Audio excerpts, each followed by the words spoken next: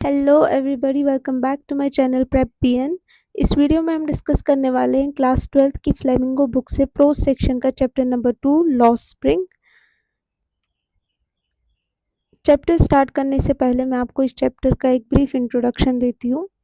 इस चैप्टर में बेसिकली आगे क्या आने वाला है उसके बारे में पहले यहाँ पे बात करूँगी। इस चैप्टर में ऑथर दो कम्युनिटीज़ के बारे में बात करती है। सबसे पहले कम्युनिटी कौन सी है? सबसे पहले कम्युनिटी है जो बांग्लादेश से जिन्होंने माइग्रेट किया होता है और करंटली सीमापुरी में वो रह रहे होते हैं। दूसरी कम्युनिटी कौन सी होती है? पुअर बैंगल मेकर्स की, जो कहाँ रह रहे होते हैं? फिरोज़ाबाद में।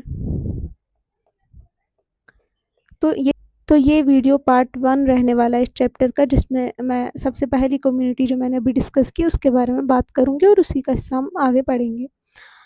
स्टोरी को किन्होंने लिखा है? स्टोरी को लिखने वाली ऑथर है अनीस जंग। अनीस जंग was born in Rourkela and spent her childhood and adolescence in Hyderabad. इसमें एक्सप्लेन करने की ज़रूरत नहीं है। अनीस जंग कहाँ पे पैदा हुई थी? रूरकेला में। और उन्होंने अपना बचपन, अपना एडोलसेंस कहाँ पे स्पेंड किया था? हैदराबाद में। She received her education in Hyderabad and in the United states of America. उन्होंने अपनी एजुकेशन कहाँ पे कंप्लीट की? हैदराबाद में और उसके बाद यूएसए में। Her parents were both writers. उनके माता पिता दोनों ही राइटर्स थे। Anees Jung began her career as a writer in India. उन्होंने अपना करियर कहाँ से स्टार्ट किया? उन्होंने अपना करियर राइटिंग से स्टार्ट किया इंडिया में। She has been an editor and columnist for major newspapers in India and abroad. वो एडिटर रह चुकी हैं, कॉलमनिस्ट रह चुकी है मेजर न्यूज़पेपर्स की, इंडिया में भी और अब्रॉड में भी। She has authored several books. उन्होंने कई सारी किताबें लिखी है। The following is an excerpt from her book title lost spring stories of stolen childhood. ये जो कहानी है ये एक एक्सर्प्ट है। एक्सर्प्ट का क्या मतलब होता है? एक शॉर्ट एक्सट्रैक्ट, एक छोटा सा एक्सट्रैक्ट है। किससे निकाला गया है ये? किस बुक से? Lost spring stories of stolen childhood. यहाँ पे एक्सर्प्ट का मीनिंग लिख लेती हूँ। एक्सर्प्ट का मतलब होता है a short extract. Here she analyzes the grinding poverty and traditions which condemn these children to a life of exploitation. इस चैप्टर में वो किसके बारे में बात करती है?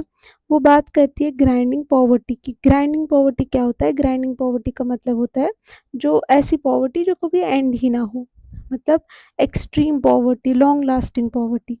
इसकी मीनिंग मैं लिख लेती हूँ।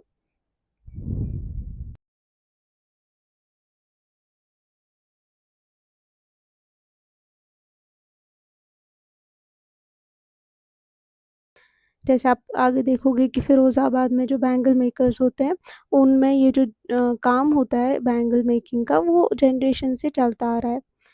तो उसके बारे में बात करते हैं। Which condemn these children to a life of exploitation. इस लाइन का क्या मतलब होता है कि इन ट्रेडिशंस की वजह से वो चिल्ड्रन जो है वो सफ़र करते हैं। कंडेम मतलब मेक देम सफ़र। कैसे? ये जो ट्रेडिशंस है इनकी वजह से जो बच्चे होते हैं, जो नई जनरेशन होती है, उनको कितना सफ़र करना पड़ता है। उनको लाइफ ऑफ एक्सप्लॉयटेशन गुजारनी पड़ती है। क्या मतलब हुआ इसका? इसका मतलब है कि वो ऐसी लाइफ उनको स्पेंड करनी पड़ती है जहाँ पे उनका बहुत ज़्यादा एडवांटेज उठाया जाता है, उनको अनफेयरली ट्रीट किया जाता है।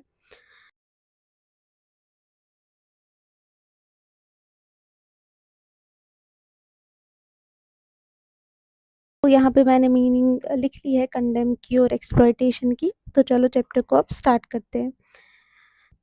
Sometimes I find a rupee in the garbage. कौन बोल रहा है? ये साहिब बोल रहा है। Why do you do this? I ask Sahib, whom I encounter every morning, scrounging for gold in the garbage dumps of my neighborhood. अब साहिब कौन है? ऑथर बोल रही है कि साहिब एक लड़का है जिससे मैं अनएक्सपेक्टेडली, मतलब प्लान नहीं किया होता है ऑथर ने उनसे मिलने का, और वो अनएक्सपेक्टेडली साहिब से मिलती है। हर रोज़, हर मॉर्निंग वो उससे मिलती है। वो क्या कर रहा होता है साहिब? स्क्राउंजिंग। स्क्राउंजिंग का क्या मतलब हुआ? स्क्राउंजिंग मतलब सर्चिंग। साहिब क्या कर रहा होता है? ऑथर क्या देखती है साहिब को करते हुए? वो देखती है कि साहिब ढूंढ रहा होता है for gold in the garbage dumps. Garbage dumps मतलब हीप, डंप मतलब हीप। हीप का क्या मतलब होता है? जब बहुत सारा कचरा, कूड़ा कूड़ा करकट एक जगह जमा हो जाता है ना, तो वो एक पाइल बन जाता है, उसको डंप कहते हैं। तो वो देखती है कि वो गोल्ड की तलाश में होता है, उस गार्बेज डंप में ढूंढ रहा होता है, ऑफ माई नेबरहुड, उनके नेबरहुड में। Sahib left is home long ago.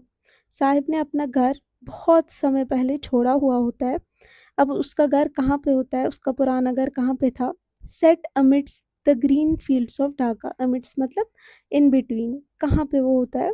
Green fields of Dhaka. Dhaka Bangladesh का कैपिटल है। वहाँ पे जो ग्रीन फील्ड्स हैं उनके दरमियान में, उसके बीच में साहिब का पुराना घर होता है। His home is not even a distant memory. देखो, अब डिस्टेंट मेमोरी हम किसको कहते हैं कि कभी कई साल पहले या काफ़ी समय पहले हमारे साथ कुछ हुआ होता है, कोई एक मेमोरी हमारे पास होती है, लेकिन हम उसको पूरा याद नहीं कर पाते हैं।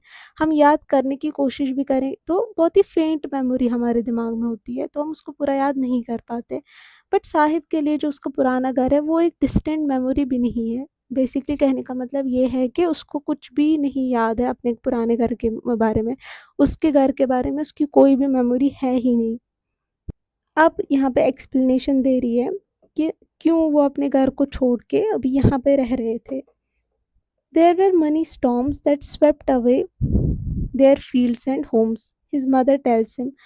साहिब की माँ उससे क्या कहती है कि हम अपना पुराना घर, ढाका का घर इसलिए छोड़ के आए क्योंकि वहाँ पे एक बहुत सारे स्टॉर्म्स आए हुए थे। उसकी वजह से हमारा जो घर है वो डिस्ट्रॉय हो गया था और वहाँ वो रहने के लायक नहीं थे, इसलिए हमें माइग्रेट करना पड़ा। That's why they left looking for gold in the big city where he now lives. इसीलिए वो ढाका छोड़ के वहाँ पे आए हुए होते हैं, सीमापुरी में रहने आए होते हैं। क्या करने के लिए वो वहाँ पे क्या कर रहे होते हैं? Looking for gold. अब गोल्ड का मतलब एक्चुअल गोल्ड नहीं है, गोल्ड का मतलब ये भी है कि वो अपने सर्वाइवल का मीन्स ढूंढ रहे होते हैं। इस गार्बेज में जो भी उनको मिलता है, जो भी कोई वैल्यूएबल चीज़ उनको मिलती है, उसको बेच के इतना पैसा वो एटलीस्ट कमा लेते हैं कि वो सर्वाइव कर सके। 2 वक़्त की रोटी उनको मिल जाए, इतना वो उससे कमा पाते हैं। तो उसी रोज़ी-रोटी के चक्कर में वो उन्होंने ढाका से माइग्रेट किया होता है और अभी सीमापुरी में रह रहे होते हैं। I have nothing else to do he mutters. Look, उसने सेंस कर लिया था कि ऑथर ये सोच रही होगी कि ये आखिर ये ऐसा क्यों कर रहा है, क्या इसके पास कुछ और करने के लिए नहीं है? तो इससे पहले कि ऑथर उससे पूछे, वो खुद ही बोल देता है कि मेरे पास और कुछ करने के लिए है ही नहीं। मटर का क्या मतलब होता है? मटर्स मतलब speak in A low voice. काफ़ी धीमी आवाज़ में वो ऑथर से ऐसा कहता है। Go to school, I say glibly, realizing immediately how hollow the advice must sound. Sahib उससे कहता है कि मेरे पास कुछ करने के लिए नहीं है, तो ऑथर क्या कहती है कि स्कूल जाया करो।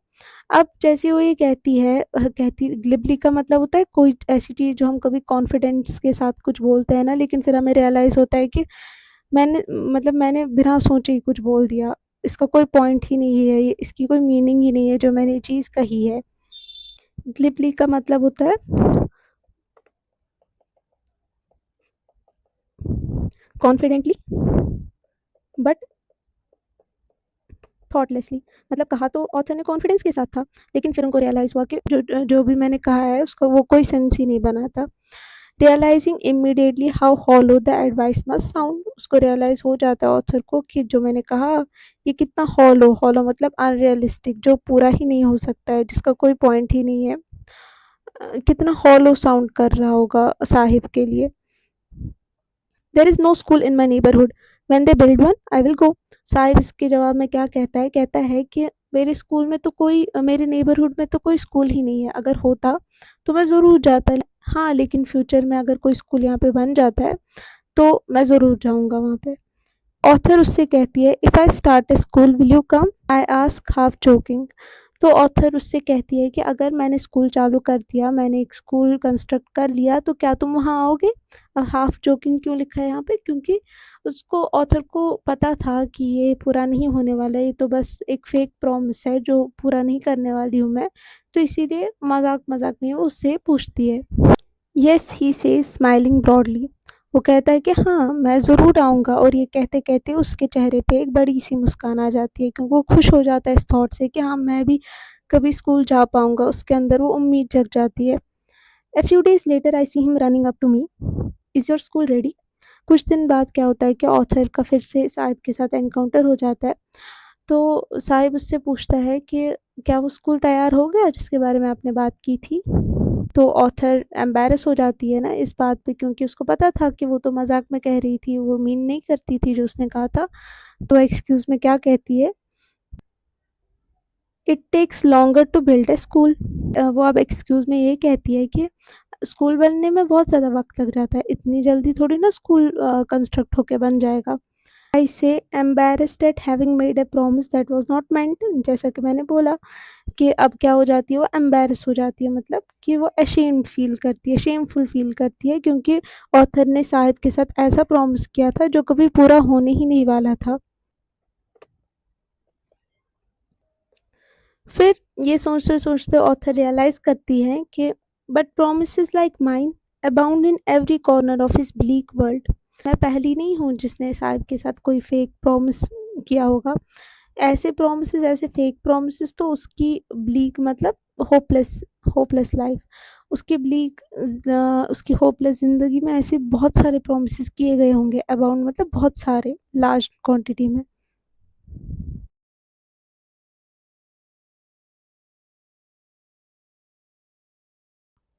ब्लीक का क्या मतलब होता है? ब्लीक का मतलब होपलेस। एक्चुअली जो भी पुअर होते हैं, जो भी गरीब होते हैं, उनको ऑफ़न मज़ाक बनाया जाता है। उनसे ऐसी चीज़ें कही जाती है जो फिर आगे जाके लोग उसको पूरा नहीं करते हैं, बेसिकली उनका मज़ाक बनाते हैं। After months of knowing him, I asked his name, Sahib Alam he announces. अब कुछ महीने बाद जब ऑथर फिर से साहिब से मिलती है, तो अब फाइनली वो उससे उसका नाम पूछती है और साहिब क्या बोलता है? साहिब आलम। He does not know what it means. If he knew its meaning, Lord of the Universe, he would have a hard time believing it. अब साहिब ऑथर बोलती है कि साहिब अनअवेयर है उसके नाम के मतलब से। उसके नाम का क्या मतलब है? Lord of the universe. He would have a hard time believing it. Hard time believing it का मतलब होता है कि उसको यकीन ही नहीं होगा कि ये मेरा नाम है। क्यों नहीं होगा? क्योंकि देखो, लॉर्ड ऑफ द यूनिवर्स, दुनिया का मालिक, और वो क्या कर रहा है? वो रैग पिकिंग का काम कर रहा है। तो कितना कंट्रोडिक्टरी है ना, कि उसका नाम और उसका काम बिल्कुल अपोजिट है। तो उसको यकीन नहीं होगा कि मेरा ऐसा नाम है, हालांकि उसको तो पता भी नहीं है कि उसके नाम का मतलब है भी क्या। Unaware of what his name represents, he roams the streets with his friends, an army of barefoot boys who appear like the morning birds and disappear at noon. Unaware of what his name represents, जैसा कि मैंने बोला कि उसको अपने नाम का मतलब ही नहीं पता। ही रोम्स, रोम्स मतलब जब हम पर्पजलेसली या एमलेसली घूमते रहते हैं ना स्ट्रीट्स में, कोई काम नहीं होता है, बस ऐसे ही घूम रहे होते हैं, वैसे ही वो जो है साहिब अपने दोस्तों के साथ, जो कि बेयर फुट होते हैं, बेयर फुट मतलब उनने चप्पल जूता कुछ भी नहीं पहना हुआ होता है, who appear like the morning birds. अब यहाँ पे ऑथर किससे कंपेयर कर रही है उनको? मॉर्निंग बर्ड्स की तरह, जो कि मॉर्निंग में तो हमें देखने को मिलते हैं, लेकिन नून के टाइम पे 12 बजते ही जैसे दोपहर का वक्त आ जाता है, वो देखने को नहीं मिलते, वो गायब हो जाते हैं। उसी तरह ये साहिब और उसके दोस्त भी सिमिलर पैटर्न फॉलो करते हैं। Over the months I have come to recognise each one of them.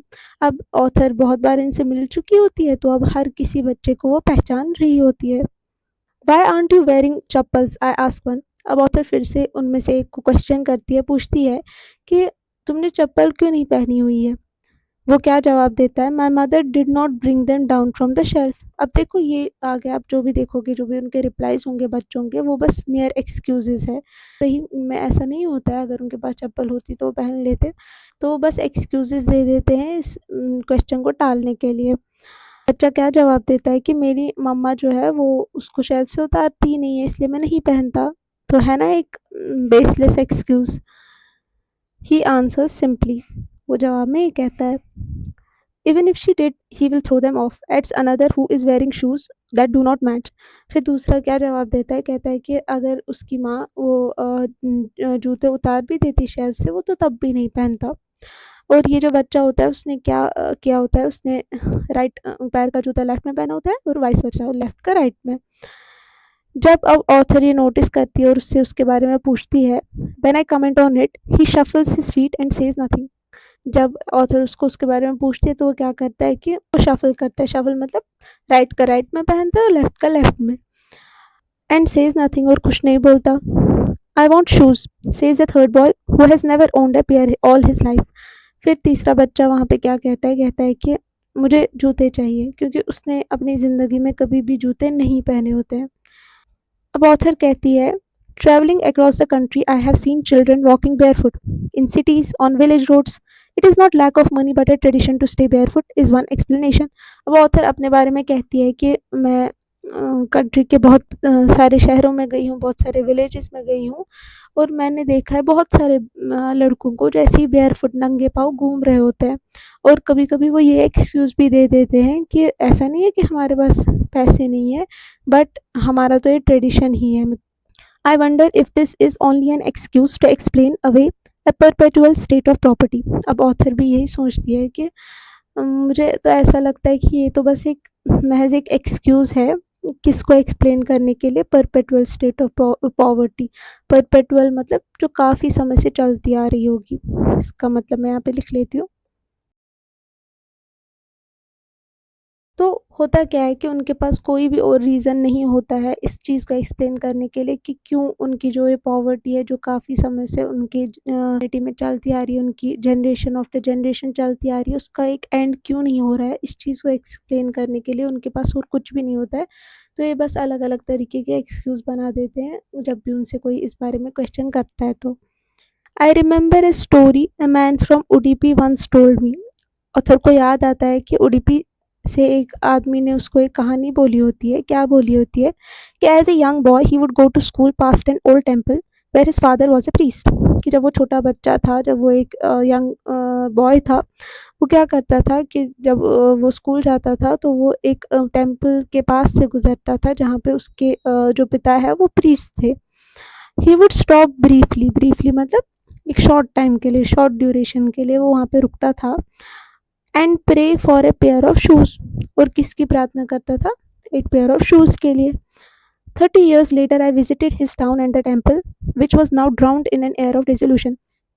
30 साल बाद ऑथर उस टाउन को विजिट करती है, उस टेम्पल को देखती है। उस टाउन की अब क्या हालत हुई होती है, which was now drown, drown मतलब डूब गया होता है किसमें, in an air of dissolution. Dissolution का मतलब होता है state of destruction.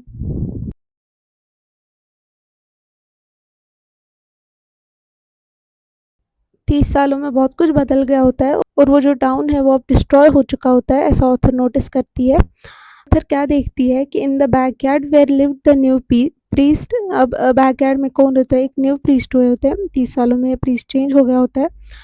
There were red and white plastic chairs, वहाँ पे क्या देखती है कि लाल और सफ़ेद रंग के प्लास्टिक चेयर्स होते हैं। ए young boy dressed in A grey uniform, वो देखती है कि एक छोटा सा बच्चा होता है जिससे ग्रे कलर की यूनिफॉर्म पहनी होती है, वेयरिंग सॉक्स, सॉक्स पहने हुए होते हैं, एंड शूज, जूते पहने हुए होते हैं। अराइव्ड पैंटिंग, पैंटिंग का मतलब मैंने यहाँ पे लिख लिया है ब्रीथिंग क्विकली, मतलब वो हाँपते हुए आ रहा होता है। And through his school bag on A folding bed, वो क्या करता है अपना स्कूल का बैग बेड पे फेंक देता है। Looking at the boy, I remembered the prayer another boy had made to the goddess when he had finally got a pair of shoes. Let me never lose them। इस बच्चे को देख के author को याद आता है उस दूसरे बच्चे की के बारे में जिसने क्या प्रार्थना की होती है कि अगर मुझे एक जूते का पेयर मिल जाए तो प्लीज़ मैं उसको कभी खो दूँ ना। The goddess had granted his prayer, उसकी जो दुआ होती है, उसने जो प्रेयर किया होता है वो उसको अब फुलफिल कर दिया गया होता है।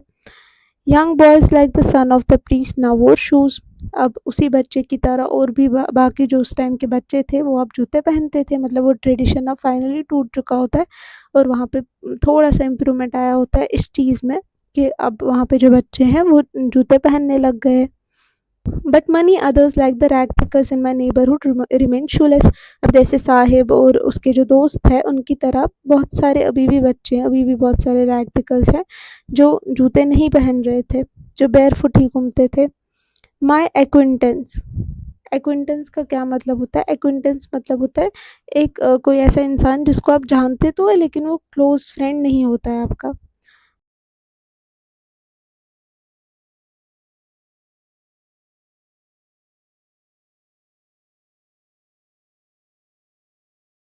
माई acquaintance with the barefoot rag pickers lead me to Seemapuri. अब ऑथर की रैग पिकर्स के साथ बहुत ज़्यादा जान पहचान हो गई होती है तो उसी जान पहचान की वजह से उसको सीमापुरी के बारे में पता चलता है और वो सीमापुरी विजिट करती है। A place on the periphery of Delhi yet miles away from it metaphorically. Periphery का क्या मतलब होता है, पेरीफेरी का मतलब होता है आउटर एजेस में, मतलब सेंट्रल दिल्ली में तो नहीं बट आउटर आउटस्कर्ट्स में। आउटर एज ऑफ दिल्ली, ठीक है। 8 miles away from it metaphorically, इसका क्या मतलब है कि हमें इसकी लिटरेरी मीनिंग नहीं लेनी है, हमें मेटाफोरिकली इसको समझना है। कैसे कि मतलब है तो सीमापुरी भी दिल्ली में ना, हाँ सेंट्रल दिल्ली में नहीं है लेकिन आता तो दिल्ली में ही है। तो माई डिस्टेंस में अगर हम देखें, डिस्टेंस की बात नहीं करी है यहाँ पे ऑथर, डिस्टेंस की बात नहीं कर रही है कि वो डिस्टेंस में बहुत ज़्यादा दूर है एक दूसरे से, बल्कि वो कह रही है कि मेटाफोरिकली। मेटाफोरिकली का मतलब क्या हुआ, देखो अगर ये दिल्ली है, ये सीमापुरी है, दिल्ली मतलब सेंट्रल दिल्ली का, सीमापुरी के अलावा जो भी पार्ट्स है। अगर यहाँ पे डेवलपमेंट है तो यहाँ पे डेवलपमेंट नहीं है, अगर यहाँ पे एजुकेशन अच्छी है यहाँ पे नहीं है, यहाँ पे सिवेज सिस्टम है यहाँ पे नहीं है, यहाँ पे हॉस्पिटल फैसिलिटीज़ है, मेडिकल फैसिलिटीज़ है, यहाँ पे ये सब चीज़ें नहीं है। तो इसका मतलब हुआ metaphorically. Those who live here are the squatters who came from Bangladesh back in 1971. Sahib's family is among them. अब वो क्या कहती है कि यहाँ पे जो लोग रह रहे हैं ना अभी, वो स्क्वैटर्स है। स्क्वैटर्स का मतलब क्या होता है, जो लोग वहाँ पे इलीगली रह रहे हैं, मतलब वो रेंट नहीं पे कर रहे हैं वहाँ पे और वो इलीगली वहाँ पे रह रहे हैं।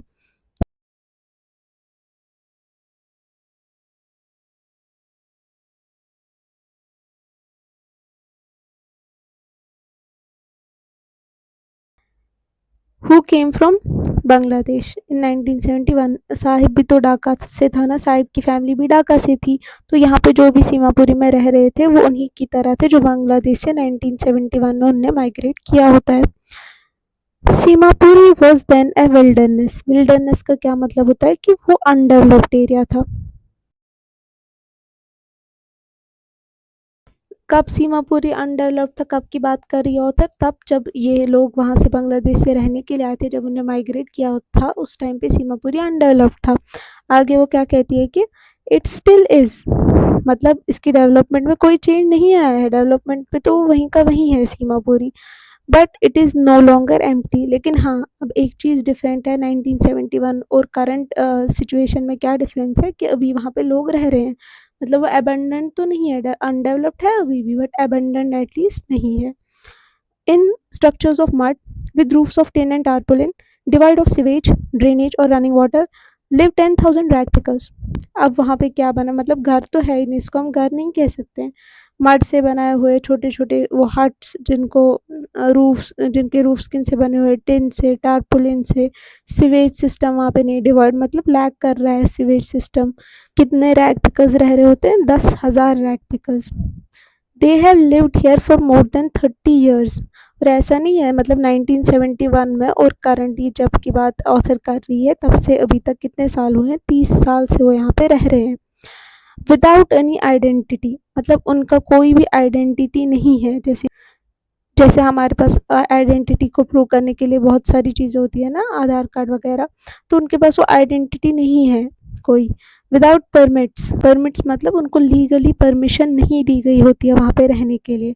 बट उनके पास एक चीज़ होती है, क्या, with ration cards that get their names on voters list and enable them two by grain. लेकिन हाँ, जो उनकी ज़रूरत की चीज़ है वो उनके पास होती है। कौन सी, राशन कार्ड। क्यों, क्योंकि उसके ज़रिए से ही, राशन कार्ड की वजह से ही उनको क्या मिलता है, खाने के लिए ग्रेन मिल जाता है, अनाज मिल जाता है। Food is more important for survival than an identity. सीधी सी बात है।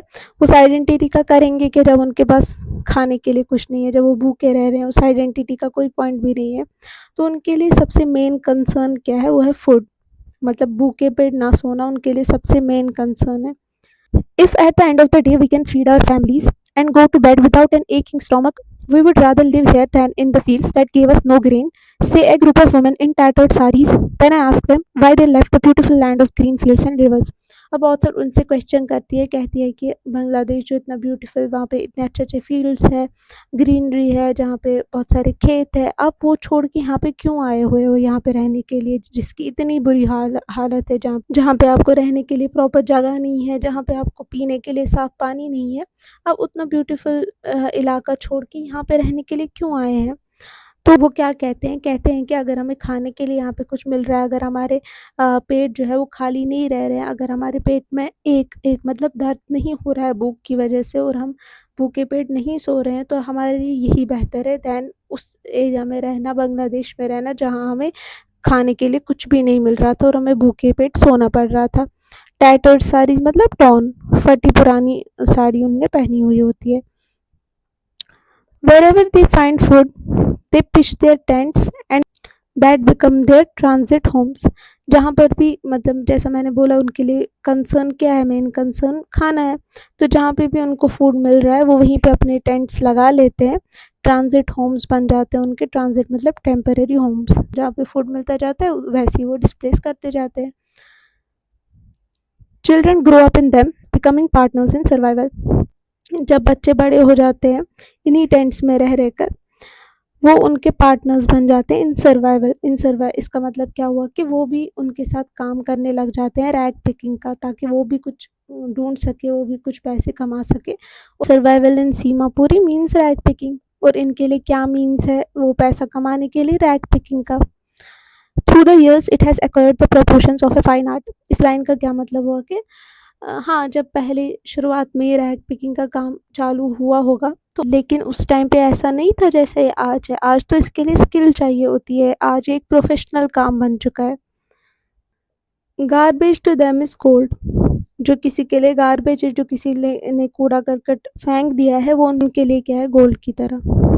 यही उनका सोर्स ऑफ इनकम है और इसी की मदद से वो पैसे कमाते हैं और खाने को उनको मिलता है। A roof over their heads even if it is a leaking roof. और खाने पीने के साथ इसी की वजह से इनको एक छत मिल रहा है, इनको रहने के लिए घर मिल रहा है। इवन अगर वो इतनी बुरी स्टेट में वो घर हो, बट मिल तो रहा है ना एक चाइल्ड के लिए, but for a child it is even more. वो फिर भी बाहर सोने से, एक घर ना होने से, कुछ खाने के लिए ना होने से काफ़ी ज़्यादा बेहतर है उन बच्चों के लिए। I sometimes find A rupee even a 10 rupee note, Sahib says. Sahib क्या कहता है ऑथर से कि मुझे कभी कभी इन गार्बेज डंप्स में से 1 रुपी भी मिल जाता है, 10 रुपी नोट भी मिल जाता है। His eyes lighting up. Lighting up का मतलब चमक उठती है उसकी आंखें। When you can find a silver coin in a heap, heap मतलब dump of garbage, you don't stop scrounging, for there is hope of finding more। अब Sahib author से क्या कहता है कि अगर एक बार हमें सिल्वर कॉइन मिल गया या ऐसा कोई भी वैल्यूएबल ट्रेजर हमें मिल गया तो फिर अपने आप को हम रोक नहीं सकते हैं और ढूंढने के लिए, क्योंकि ऐसा एक होप जैसी मिल जाती है कि हाँ अगर एक बार मिल गया है तो नेक्स्ट टाइम भी मिल जाएगा। तो it seems that for children garbage has a meaning different from what it means to their parents. For the children it is wrapped in wonder, for the elders it is a means of survival. अब बच्चों की mentality, बच्चों का thought process और उनके parents का thought process different तो होगा ना। पेरेंट्स क्या सोचते हैं कि हाँ हमें इस गार्बेज डंप में से कुछ अच्छा सा मिल जाए जिसको हम बेच के 2 पैसे कमा सकें। बट बच्चों के लिए क्या है, जैसे कि साहिब ने बोला कि वो खुश हो जाता है जब उसको कोई वैल्यूएबल चीज़ मिल जाती है। उसके उन बच्चों के लिए क्या होता है, रैप्ड इन वंडर मतलब फुल ऑफ सरप्राइजेस। उनके लिए एक एडवेंचरस एक्टिविटी है।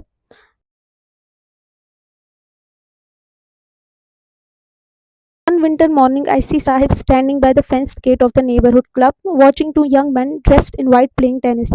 एक मॉर्निंग क्या ऑथर क्या देखती है कि साहिब कहाँ पे खड़ा होता है, एक गेट के पास खड़ा होता है नेबरहुड क्लब के। और वो क्या देख रहा होता है, 2 यंग मैन को देख रहा होता है जिनने टेनिस के कपड़े पहने हुए होते हैं। Like the game he hums, content to watch it standing behind the fence. वो ऑथर से कहता है कि मुझे टेनिस की गेम बहुत ज़्यादा पसंद है। हम्स मतलब धीरे बोलता है। कंटेंट, कंटेंट मतलब सेटिस्फाइड, मतलब वो इसी में खुश है। अगर वो बाहर से ही देख रहा है वो इसी में खुश है। I go inside when no one is around, he admits. हाँ मैं अंदर कभी कभी चला जाता हूँ क्योंकि the gatekeeper lets me use the swing. Gatekeeper कभी कभी मुझे अंदर आने की इजाज़त दे देता है और मैं कभी कभी अंदर चला जाता हूँ। Sahib too is wearing a tennis shoes that look strange over his discolored shirt and shorts। Sahib ने भी टेनिस शूज़ पहने हुए होते हैं और ऑथर क्या बोलती है कि वो बहुत ही अजीब लग रहा होता है। क्यों? क्योंकि उसकी शर्ट फटी पुरानी होती है, शॉर्ट्स फटे पुराने होते हैं और उस पे टेनिस शूज़ पहने हुए होते हैं, तो वो थोड़े से अजीब से लग रहे होते हैं, स्ट्रेंज लग रहे होते हैं। Someone gave them to me, he says in a manner of an explanation। अब साहिब समझ गया होता है ना, ऑथर का लुक देख के, ऑथर के चेहरे पे वो लुक देख के वो समझ जाता है कि ऑथर कंफ्यूज है कि मैंने ये जूते कैसे पहने हुए हैं, मेरे पास ये जूते कहाँ से आए। तो इससे पहले कि ऑथर उससे पूछे वो खुद ही एक्सप्लेन कर देता है कि किसी ने मुझे दिए होते हैं। The fact that they are discarded, carded का क्या मतलब होता है, no longer wanted.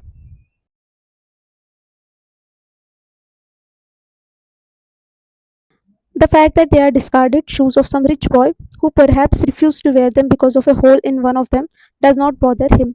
For one who has walked barefoot, even shoes with a hole is a dream come true. अब ऑथर खुद के साथ ही सोचती है कि देखो हाँ, किसी एक रिच बॉय के लिए, किसी अमीर लड़के के लिए जिसने ये जूते इसी वजह से डिस्कार्ड कर दिए हुए होते हैं, मतलब फेंक दिए होते हैं, उसके लिए कुछ भी नहीं है। उसने तो बस ये देखा कि हाँ इसमें छेद हो गया, उसने फेंक दिया।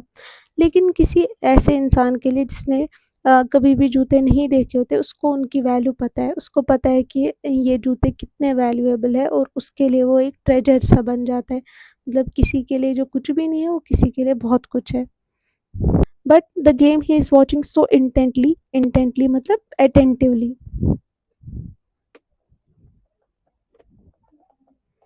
जो वो इतने अटेंशन के साथ जिस गेम को, मतलब कि टेनिस की गेम को देख रहा होता है, is out of his reach. क्यों?